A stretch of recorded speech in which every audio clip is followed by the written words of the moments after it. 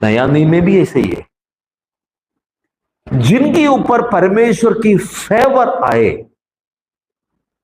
वो लोग कभी नॉर्मल या छोटे कभी नहीं रहे। ये सच है। आमीन। जिनके ऊपर परमेश्वर की वो वाली फेवर आए वो कभी छोटे नहीं रहे और नॉर्मल भी नहीं रहे, वो नॉर्मल से बढ़कर है, नेचुरल से बढ़कर है। आमीन। यीशु मसीह के समय में भी यीशु मसीह के साथ पहले 70 से अधिक चेले लोग थे। उनमें से 12 जन के ऊपर अलग चुनाव परमेश्वर प्रभु यीशु ने किया। 12 जनों को प्रेरित चुना। सबको क्यों नहीं चुना? कोई तो फेवर है। इन 12 के बीच में भी 3 जनों को लेकर के हर जगह में जाते थे। याईर की बेटी को जिलाना है, वही 3 जन। रूपांतरित होने के लिए उस पहाड़ पे चढ़ा, वहां में भी 3 जन। कौन? पतरस, याकूब और यूहन्ना। वो अलग फेवरेबल है। आमीन। यस। गत्सेमने वाटिका में अलग से पतरस को यीशु ने बातचीत किया क्योंकि उससे अलग फेवर है। गलील समुद्र के किनारे पे यीशु मसीह जी उठ करके जब आया, जिस लोग सब क्या है मछली पकड़ने के लिए चले गया, वहां भी यीशु किससे खास बात कर रहे? पतरस से। क्या इससे अधिक तुम मुझसे प्यार नहीं करते? मतलब इससे कुछ ज्यादा फेवर है, उसको फेवर बोलते हैं।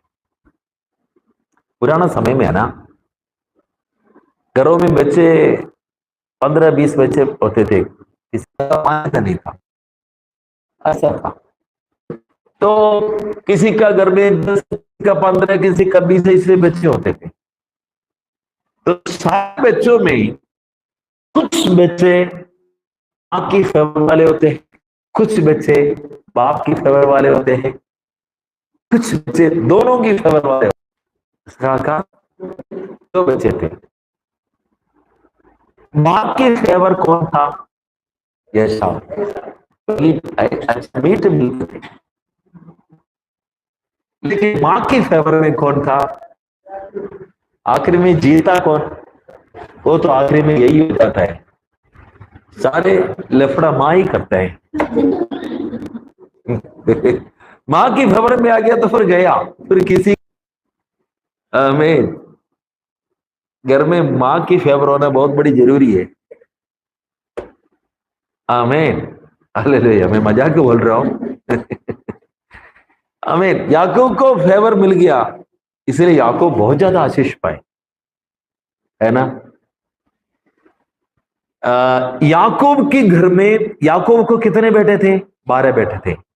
उसमें सबसे ज्यादा फेवर याकूब किसको दिया? यूसुफ को, जोसेफ को। उसके अलग एक कपड़ा था। जब से लेकर भाई लोग थोड़ा नाराज होने लग गया, उसका बाद फिर उसका सपने वपने सब उसके पीछे का बाकी बात बन गया। लेकिन सबसे पहले क्या था? बाकी बच्चों को तो नॉर्मल कपड़ा देने के बाद याकूब जोसेफ को या यूसुफ को अलग रंगीन वाले कपड़े पहना दिए। देखो, इसको दूसरी सेंस में अगर बोले तो पार्शियलिटी भी बोल सकता है। सही बात है ना। पर बात यह है, परमेश्वर के पास पार्शियलिटी तो नहीं है, लेकिन बात यह भी है पार्शियलिटी है। मतलब वो वाली पार्शियलिटी नहीं, बट फेवर। आमीन। हालेलुया। तो परमेश्वर की फेवर होना ये अलग बात होती है, अलग बात होती है। हमें मालूम है, अब जो भी पार्टी सत्ता में है उसकी फेवर वाले लोग गड़बड़ कर भी दिया तो भी क्या करेगा? उनको पुलिस कुछ नहीं करेगा, कोई भी आपत्ति उन पर नहीं होगी। क्यों? क्योंकि इनका फेवरेबल आदमी है, गड़बड़ हो गया तो कोई बात नहीं, लेकिन विरोध पार्टी क्या करेगा? उसकी विरोध में नारा उठाएगा, सारे सब कुछ करेगा। लेकिन जो लोग उसकी फेवर वाले हैं ना, गलती को भी कवर कर देगा, उनकी कमियों को भी। मतलब परमेश्वर की फेवर हमारे कमियों को, गलतियों को कवर कर देगा। आमीन, हालेलुया। मनुष्य पाप किए हैं तो परमेश्वर की फेवर का कोई योग्य नहीं है, कोई योग्य नहीं है। पर परमेश्वर अपने बेटे के ऊपर जरूर फेवर करता है। उस बेटे को दे करके उस बेटे के द्वारा मनुष्य को कवर इसलिए कर दिया कि परमेश्वर की फेवर में मनुष्य आ जाए। आमीन। अब यहां पर कोई पार्शियलिटी नहीं, बल्कि यीशु मसीह जो कवर है, उस कवरेज में, यीशु की वो कवरेज में जो आएगा, उस मनुष्य परमेश्वर की फेवर में हो जाएंगे। ये सच है। आमीन, हालेलुया।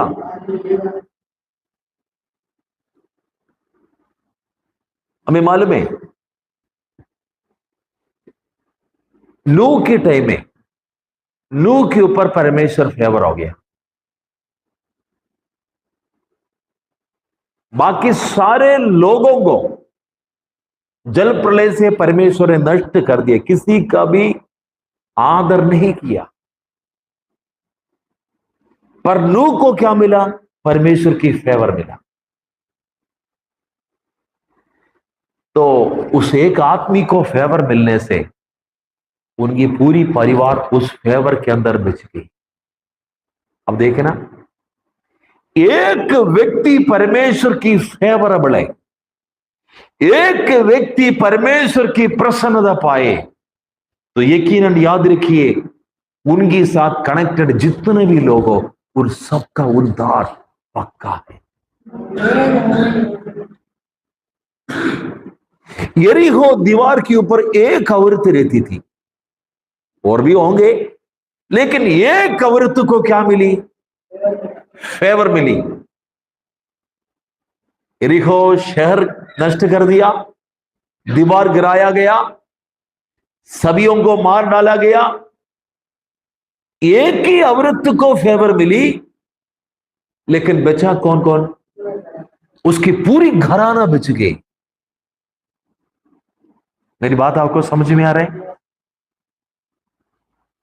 इस्राएल के बाशिंदों के लिए आज भी परमेश्वर उन्हें सुरक्षा देना उनके कर्म से नहीं है। एक बंदे के ऊपर परमेश्वर फेवर हुआ था। किसके ऊपर? अब्राहम के ऊपर परमेश्वर की फेवर हुआ था। आज भी उस इस्राएली लोग उन्हीं आदमी को मिला हुआ फेवर की वजह से आज भी दुनिया में सबसे बुलंदी में वो खड़े हैं। आमीन, हालेलुया। तो मैं कह रहा हूं, परमेश्वर की फेवर हमारे जीवन में अगर हो गया ना, समझ लो हम केवल नहीं, हमारी औलाद पीढ़ियों तक परमेश्वर उसके लिए उस फेवर की हिसाब करता रहेगा। आमीन, हालेलुया। ऐसे में क्या है, हमको परमेश्वर की ये फेवर चाहिए। ये एक तरह की रिलेशन है। क्या है ये फेवर? एक तरह की रिलेशन है। आमीन। यीशु मसीह ने बोला मत्ती 6:33 में, यीशु मसीह ने बोला, पहले उसकी धर्म और राज की खोज करो, उसके साथ ये सब कुछ तुम्हें मिल जाएगा। 33 है ना? हाँ, इसलिए मेरे तो परमेश्वर के राज्य हाँ और उसके धर्म की खोज करो। हाँ, ये सब उसमें तुम्हें भी मिल जाए। मतलब क्या है इधर परमेश्वर की राज्य और धर्म की खोज करने की मतलब क्या है? इसका एकमात्र मीनिंग है तुम परमेश्वर की फेवर ढूंढो। आमीन। कैसे भी करके तुम परमेश्वर की फेवर वाले इंसान बन जाओ, उसके साथ तो सब कुछ तुम्हें मिल जाएगा। इसका मतलब जो परमेश्वर की फेवर वाले हैं, उनकी जीवन में किसी भी प्रकार की कमी नहीं होने देंगे परमेश्वर। बात ये है। आमीन। एक बात बताऊं, परमेश्वर की नजदीकी में रह करके भी अगर परमेश्वर की फेवरेबल इंसान नहीं बने तो नतीजा क्या होगा? जो लूसीफर को हुआ वही होगा। लूसीफर किधर था? परमेश्वर के सामने खड़े खड़े परमेश्वर की आराधना करने वाले स्वर्गदूत था लूसीफर, है ना? फेवर की ऑपोजिट शब्द है शत्रुता, एनिमिटी। आमीन। या तो फेवर बन जाओ नहीं तो शत्रुता में हो जाओ। आमीन। जस्ट ऑपोजिट है। आमीन। साथ में रहने वाले दूत हो तो भी परमेश्वर की फेवर से हट गया तो समझ लो परमेश्वर के शत्रु पक्ष में हो गया। आमीन। इसलिए यीशु मसीह ने कहा जो मेरे साथ नहीं बटोरता वो बिखेरता है। आमीन। इसकी मतलब क्या है? यीशु मसीह का साथ, परमेश्वर के साथ उनकी नक्शे कदम में चलना है तो उनकी फेवर का बहुत जरूरी है। आमीन। हालेलुया। परमेश्वर के फेवर में चलेंगे तो यकीनन जान लीजिए कोई शत्रु कभी हमें स्पर्श नहीं कर सकता। आमीन। खुदाऊंगा फेवर वाला क्या क्या नहीं पा सकता। निर्गमन की किताब 33 अध्याय के अंदर मूसा परमेश्वर से कहते हैं मुझे तेरी फेवर तो मिल गया है, इसलिए क्योंकि तुमने मुझे कहा था मैं तुमसे फेवर हूं, इसलिए क्या है, क्या बोल रहे मूसा, अगर तुम हमसे फेवर है, प्रसन्न है, तो क्या करना, इस लोगों से माफ करना। 33-34 अध्याय में क्या करना, ये लोग हटीले हैं, ये लोग गड़बड़ करने वाले हैं, ये लोग पाप कर रहे हैं, परमेश्वर की विरुद्ध में कर रहे, लेकिन एक आदमी परमेश्वर की फेवर वाले आदमी है। परमेश्वर ने क्या बोला, मैं तुझ पर फेवर हूं, मैं सब बाकी सबको मार डालूंगा, मैं तुझे एक बड़ी जाति बनाऊंगा।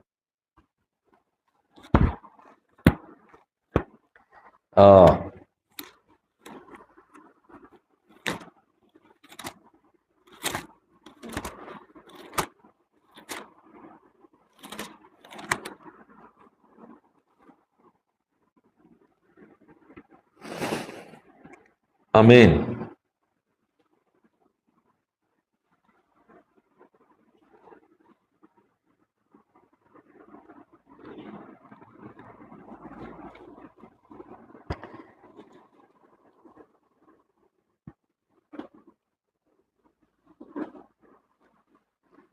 यहां पर क्या हुआ था, ये जो लोग सोने की बछड़ा बना करके परमेश्वर की आराधना किया, सॉरी सोने का बछड़ा बनाकर उसका उसका पूजा किया, तो परमेश्वर को ये बड़ी दुख लगा। तो परमेश्वर ने क्या बोला?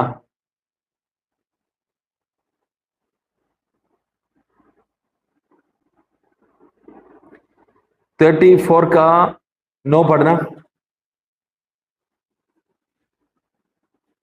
और उसने मुझसे कहा, हम्म, हे प्रभु, हाँ। यदि तेरे अनुग्रह की दृष्टि मुझ पर हो तो हाँ प्रभु हम लोगों के बीच में होकर चले। हाँ ये लोग हठीले तो हैं, तो हाँ। भी हमारे अधर्म और पाप को क्षमा कर और हाँ हमें अपना निज भाग मान के ग्रहण कर। हाँ उसने मुझसे कहा, हाँ सुन, मैं एक वाचा मानता हूँ, हाँ तेरे सब लोगों के सामने मैं ऐसे आश्चर्य कर्म करूंगा हाँ जैसा पृथ्वी पर और सब तरक्कियों में हाँ। कभी नहीं हुए। हाँ और वे सारे लोग जिनके बीच तू रहता है यहोवा के कार्य को देखेंगे, हाँ। क्योंकि जो मैं तुम लोगों के लिए करने पर हूँ वह भयंकर काम है। बस बहुत है। अब इसका 32 का 30 से पढ़ना।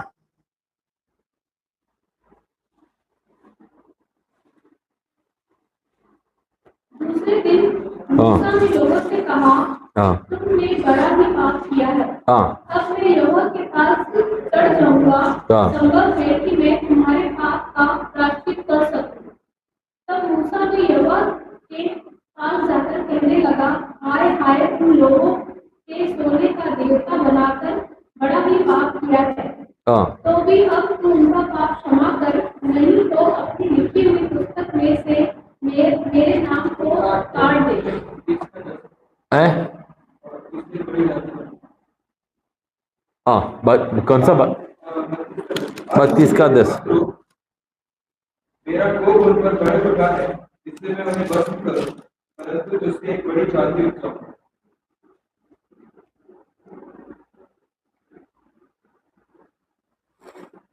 यस, आमीन। परमेश्वर इधर मूसा को क्या कर रहे? इनको क्या करने का? इन लोगों को मार डाल दूंगा, तुमको मैं क्या करूंगा? एक बड़ी जाति बना। बड़ी जाति बनाऊंगा। आमीन। यहां पर लास्ट में मूसा क्या बोल रहे हैं? 32 में, तो भी अब तू उनका पाप क्षमा कर, उनकी पाप क्षमा करो, नहीं तो नहीं तो अपनी लिखी हुई पुस्तक में से मेरा नाम काट दे। आमीन। मतलब ये मूसा कौन है? परमेश्वर की फेवर वाला आदमी है। वो बोल रहे हैं, मतलब इतने सारे लोग एक साथ पाप किए, इतने सारे लोग एक साथ पाप किए, तो परमेश्वर उसको माफ करने नहीं चाह रहे, पर एक आदमी बीच में आ गया, खड़ा हो गया। वो कौन है? वो साधारण आदमी नहीं है जिसके ऊपर परमेश्वर की फेवर है। वो कह रहे, अगर ऐसा नहीं करे तो क्या करना? मेरा नाम काट दे। परमेश्वर ये कर ही नहीं सकता, क्योंकि परमेश्वर का फेवर वाला आदमी ये काम परमेश्वर कर ही नहीं सकता। मतलब एक तरह से परमेश्वर को मूसा ने क्या कर दिया? फंसा दिया।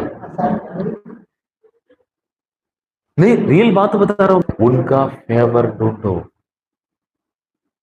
परमेश्वर की फेवर हमारे लिए बहुत जरूरी है।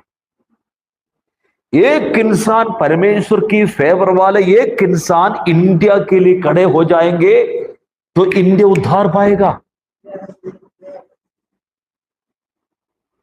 दुनिया भर के सभी लोग प्रार्थना करें, लेकिन खास कोई फर्क नहीं हो रहा है, थोड़ा थोड़ा थोड़ा हो रहा है। लेकिन दुनिया को बदलने के लिए एक ऐसा व्यक्ति, ऐसा शख्स चाहिए जो परमेश्वर की फेवर में हो। परमेश्वर उसी को ढूंढ रहे। आमीन, हालेलुया। अब न जो है यूसुफ के विषय में जब हम पढ़ते हैं ना, यूसुफ सबकी फेवर में चलते गए, जहां गया उन्हीं के फेवर हो गए।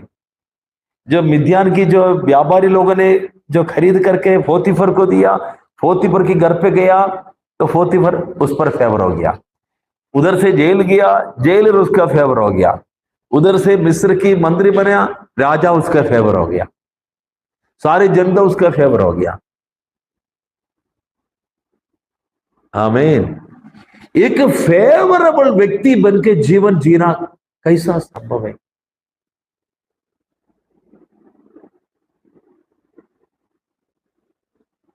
अब सोच के देखो, यीशु मसीह के बारे में लिखा है मनुष्य का भी और परमेश्वर का भी फेवर में वो बढ़ता गया। मनुष्य का भी फेवर था और परमेश्वर का भी फेवर था। सोच के देखिए, हम कितने लोगों का फेवर में है। मनुष्य की फेवर नहीं हो पा रहे तो परमेश्वर की फेवर कैसे हो पाएगा?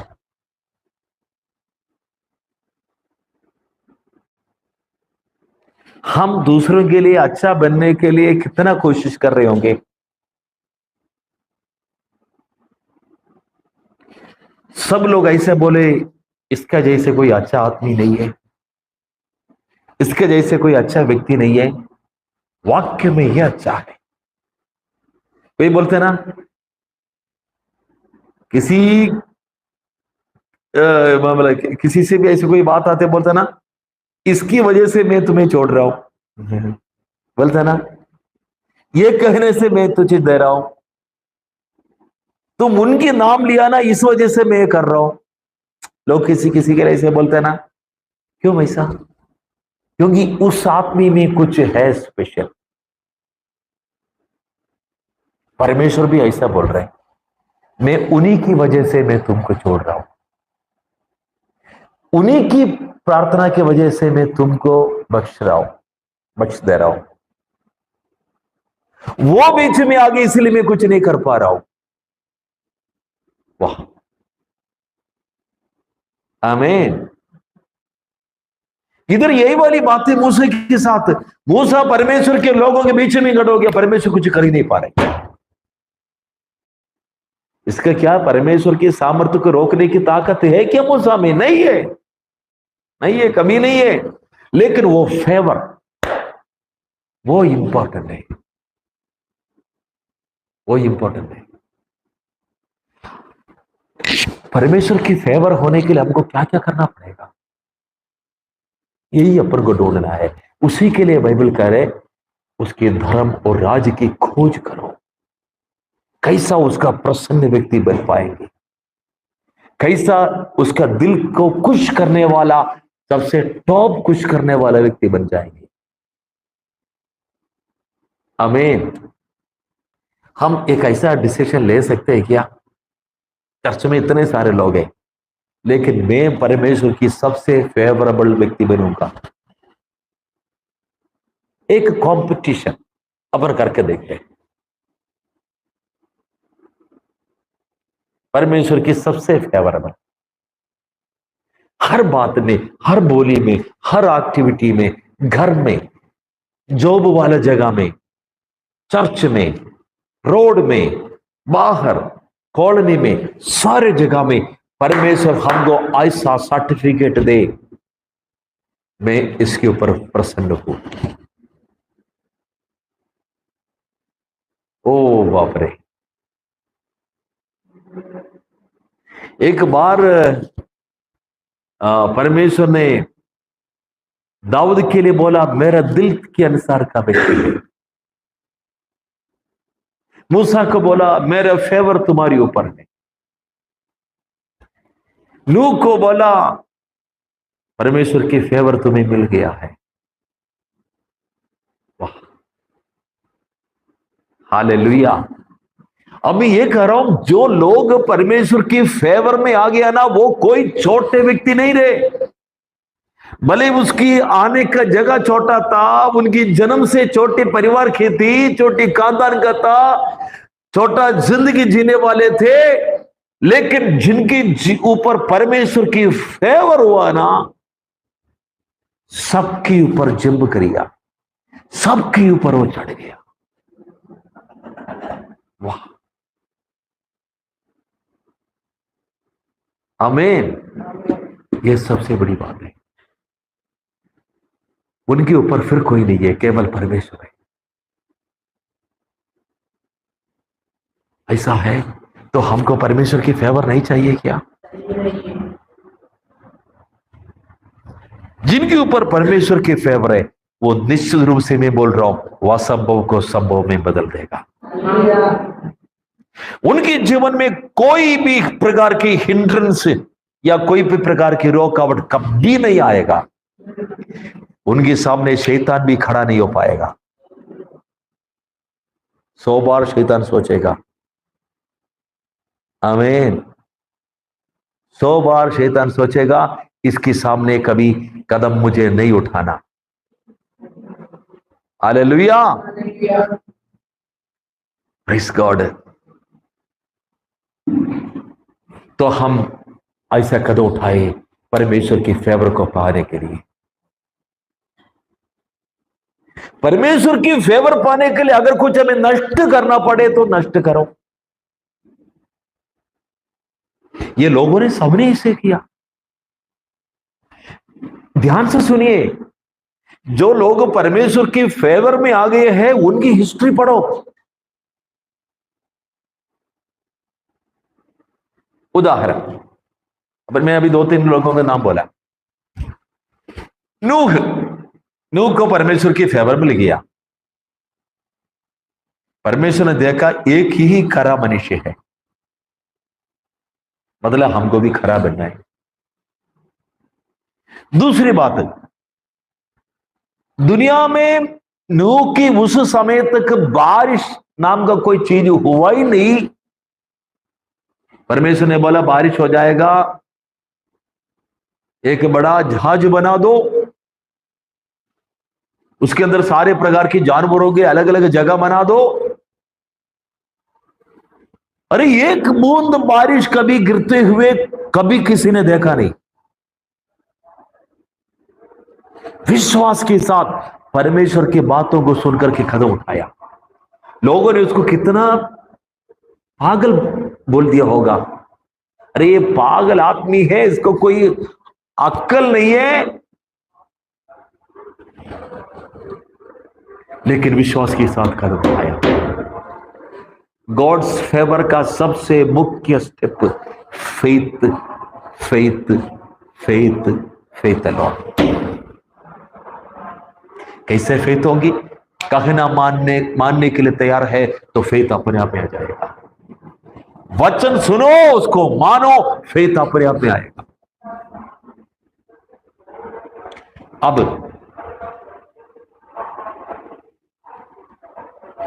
अब्राहम की बात देखो, अब्राहम की बात देखो। अब्राहम को परमेश्वर की फेवर कैसे मिला? मूर्ति पूजकों के बीच में इसका बाप मूर्ति बना के बेचने वाला आदमी था। उनकी घर पे पले बड़े इंसान क्या कोई अच्छा स्वभाव का था क्या? नहीं, पर उसने जो प्रभु का वचन सुना उस पर कदम उठाया। मतलब वो अपने जीवन के लिए और कुछ सोचा नहीं है। बोला जिस देश में तुझे दिखाऊंगा उस देश की तरफ चले जाओ। कुछ नहीं सोचा, कुछ नहीं देखा, कहना मान लिया, कदम उठाया। कैसे? By faith. नंबर 2, जब बच्चे हुआ प्रभु ने बोले इसको बलि चढ़ा दो। अब क्या, कैसे, क्या होगा?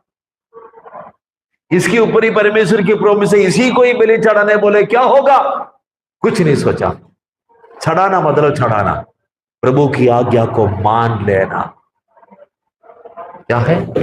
आज्ञा मानना, परमेश्वर के वचन को मानना है। हालेलुया, परमेश्वर की आज्ञा को मानना है। हालेलुया। परमेश्वर की फेवर होने के लिए सबसे इंपॉर्टेंट बात है, कहे ना मानोगे आराम से फेवर में हो जाएगा। कहे ना मानना है तो विश्वास की कदम उठाना पड़ेगा। देखो हमको मालूम है पतरस बहुत उल्टा सीधा काम किया हुआ इंसान है। यीशु को क्या भाई 3 बार इनकार किया, ये भी अपन को मालूम है।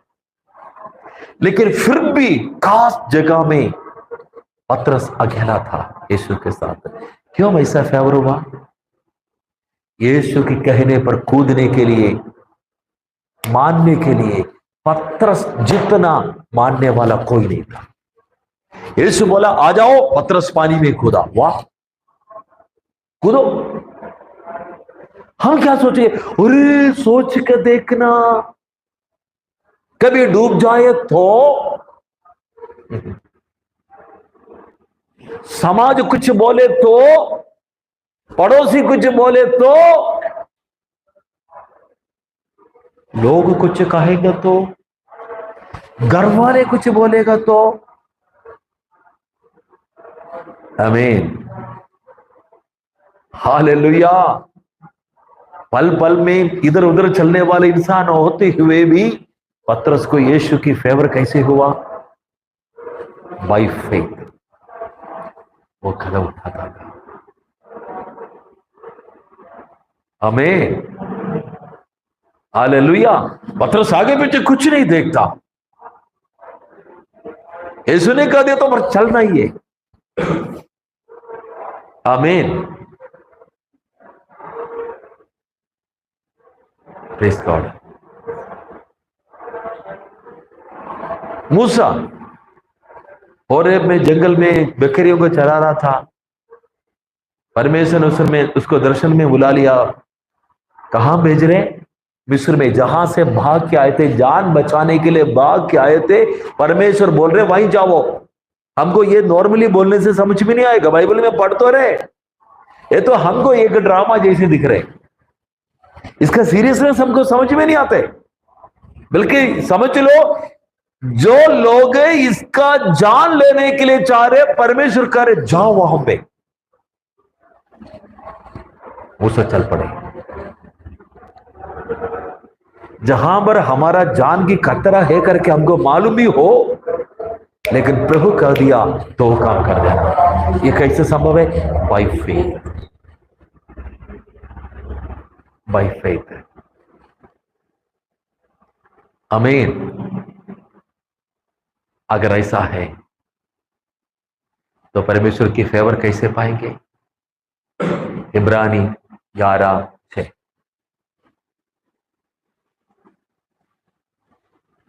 जल्दी पढ़ो।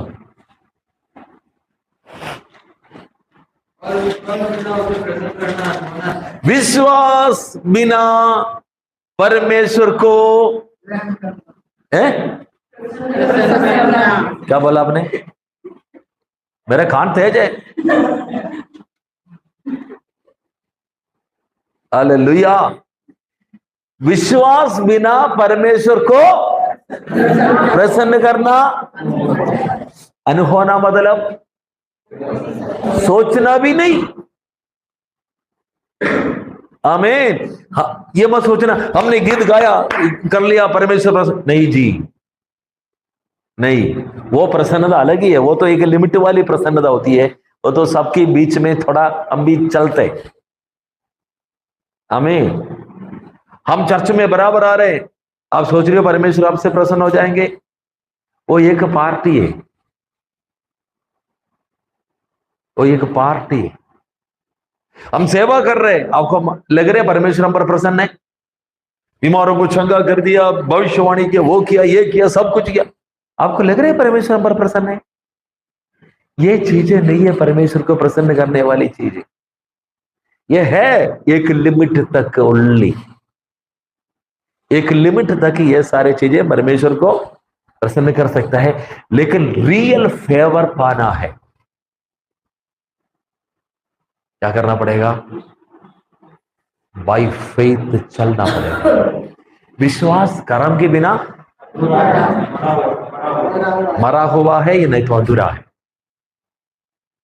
इसका मतलब विश्वास का कुछ स्टेप होती है। विश्वास का स्टेप उठाना है। क्या विश्वास का स्टेप उठाएंगे? प्रभु ने जो बोला उसको मानने के लिए स्टेप उठाना है। आमीन। विश्वास का स्टेप उठाने का मतलब यह नहीं है हमको 1 लाख रुपए चाहिए, मैंने विश्वास कर लिया तो उसके लिए कदम उठाया, नोट छापने शुरू कर दिया। वो नहीं है विश्वास का स्टेप। हालेलुया। वो नहीं है विश्वास का स्टेप। फिर क्या विश्वास का स्टेप है? प्रभु की वचन सुनने से हमारे अंदर कुछ कदम उठाया जाता है, ऐसे विश्वास आता है। विश्वास विश्वास सुनने से, सुनना प्रभु के वचन से।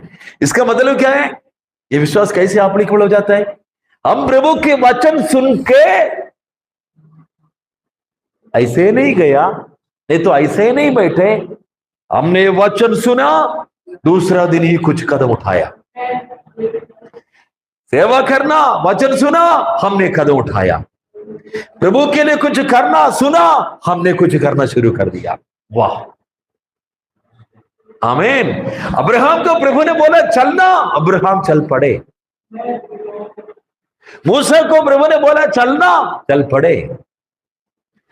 नूह को परमेश्वर ने बोला जहाज बनाना, शुरू तो कर दिया।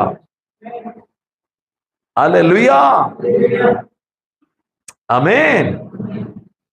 परमेश्वर को प्रसन्न करना है तो विश्वास के कदम उठाना पड़ेगा।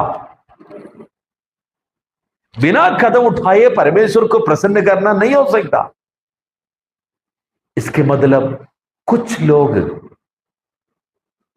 फेवर बन गए, फेवर पाए। कैसे पाए? परमेश्वर के वचन पर विश्वास के कदम उठाने के लिए अपने आप को दे दिया। लज्जित हो गए क्या उन लोग? नहीं। किसी ने विश्वास के कदम उठाया तो क्या जीवन में कभी लज्जित हुए? या उनके जीवन नीचे घाटी की तरफ चले गए क्या? जितने भी बाइबल की हीरोज हैं, बहुत से लोग हैं, वो सब ने परमेश्वर की फेवर पाने से ही इतना हायर लेवल में चले गए। आमीन। परमेश्वर की फेवर हो तो कभी हमें नीचे करना किसी का भी बस की वाली बात नहीं है। परमेश्वर की फेवर हो तो हम ऊपर ऊपर ऊपर ऊपर की ओर चलता चलता चलता रहेगा, नो डाउट। आमीन। हम ऊपर की ओर चलता रहेंगे, कभी हम नीचे नहीं होंगे। लेकिन ये फेवर कैसे पाएंगे? वचन सुनकर मानना पड़ेगा। परसों भी हमने सुना था, जिसको मेरी आज्ञा मिली है और उसको मानता है वो मुझसे प्यार करता है, उसको मैं भी प्यार करता हूं, मैं अपने आप को उन पर प्रकट करूंगा। वाह, दैट्स अ फेवर। प्रभु हमारे ऊपर अपने आप को प्रकट करना मतलब एक फेवर है। इसका मतलब वचन मिल गया, आज्ञा मिल गया, उसको मान रहे। आमीन। मेरे प्रिय, इसलिए सोचा करो, एक एक दिन सोचा करो, मैं सबसे ज्यादा प्रसन्न व्यक्ति, सबसे ज्यादा फेवरेबल पर्सन मैं कैसे बन पाऊं। उसके लिए दौड़ कंपटीशन में लगाया करो। मुझे सबसे बड़ा फेवरेबल पर्सन बनना है, परमेश्वर की फेवरेबल व्यक्ति मुझे बनना है। आमीन। सबसे ज्यादा फेवरेबल मुझे बनना है, सबसे ज्यादा फेवरेबल मुझे बनना है। ऐसा एक प्रयास किया करो। आमीन। इस दौड़ किसी गलत काम के लिए नहीं, यह आशीष के लिए है। इस दौड़ में हमारी कोशिश कभी व्यर्थ नहीं होगी, यह सच है। परमेश्वर की फेवर हो गया ना तो सब कुछ हो गया। इसीलिए बोल रहे हैं, उसका धर्म और राज्य की खोज करो, सब कुछ सब कुछ सब कुछ। माने किसी भी चीज के पीछे भागो मत, केवल परमेश्वर की फेवर के लिए भागो। ओनली, केवल केवल परमेश्वर की फेवर के लिए चाहो। उसके लिए जो करना कर लो, उपवास करके शरीर को सैक्रिफाइस करना कर लो। अपनी धन परमेश्वर की सेवा के लिए डालना डाल दो। अपना समय प्रभु की काम में लगा दो। अपनी परिवार को प्रभु ने दे दा तो दे दो। अपने जीवन के सब कुछ प्रभु के पीछे खर्च करो। For what? Only for the favour of God. आमीन। प्रभु की प्रसन्नता पाने के लिए वो हमारे लिए सबसे बड़ी अमानत होगी। इससे बड़ा कुछ भी नहीं होगा। स्वर्ग में भी प्रभु का फेवर नहीं तो क्या होगा? स्वर्ग जाने का रीजन ही प्रभु की फेवर है, उधर मिलने वाले रिवार्ड प्रभु की फेवर के ऊपर है। आमीन। मैं मालूम है पुराना समय में राजा महाराजा जो राज्य करते समय उनकी फेवर पाने के लिए लोग कुछ न कुछ लेके उनके सामने ले जा करके उसको प्रसन्न करते हैं।